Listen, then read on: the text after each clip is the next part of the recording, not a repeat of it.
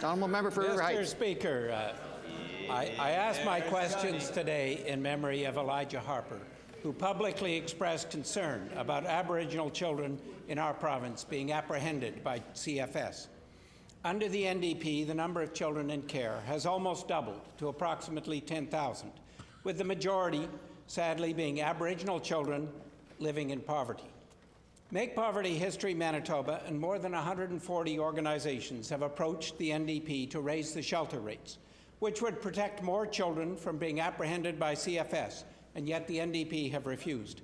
I asked the Minister of Family Services, will her NDP government raise the shelter rates for those on social assistance to 75% of market rates, as many have asked? Mr. Speaker, it is a good question. The first thing we did when we came into government is we stopped the clawback of the National Child Benefit.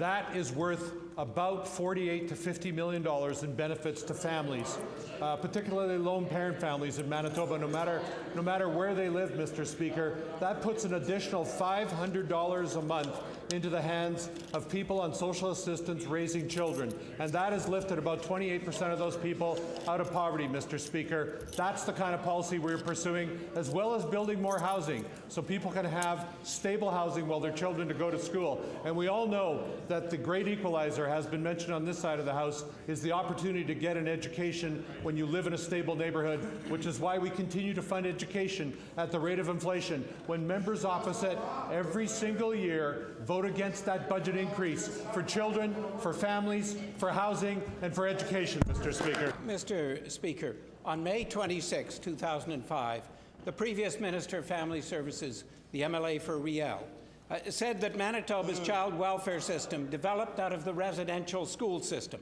a system which apprehended so many children. Today, sadly, there are more children in Manitoba who've been apprehended by CFS than there were children in the residential school system.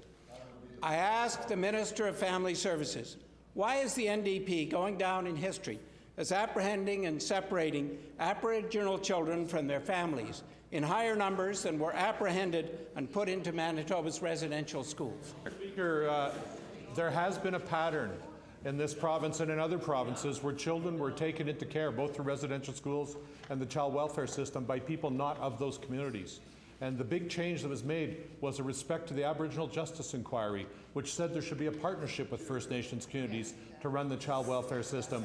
And we have entered into that partnership and put unprecedented funding into that, more than double than what existed when members opposite were in government, including money into prevention, Mr. Speaker, including money into schools, including money into education. And there is more progress to be made, and we will get recommendations out of the Hughes Inquiry. But I can tell you this, we have put more money into the hands of families that need support.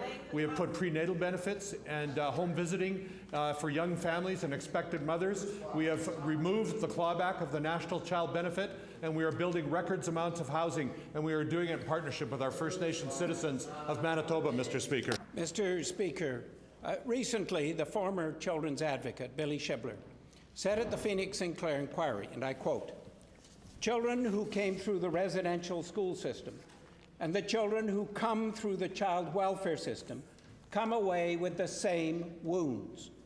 We all know that apprehending a child and taking the child from its parents can be extremely traumatic to both the child and the parents.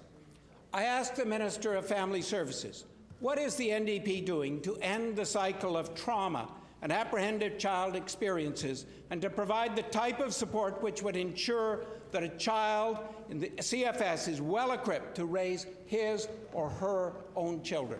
Speaker, this is an important question because it's often said that it takes a village or a community to raise a child, which is why we are committed to providing supports to young families right in the communities where they exist. An additional $11 million of prevention funding has been provided in our budget.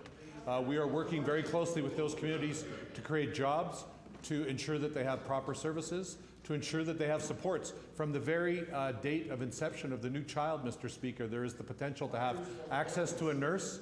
There's access to a home visitor that will work with the young family. There's access to and postnatal benefits and additional supports. The Northern Living Allowance has been raised in Manitoba over 7 times, Mr. Speaker, to provide support to those families, and we will continue to do that. We will continue to find a way to grow economic opportunities, create schools and jobs and healthy communities in Northern Manitoba, which is one of the reasons, just one of the reasons, why we're going forward to build Manitoba Hydro as we put more resources into those communities, Mr. Speaker.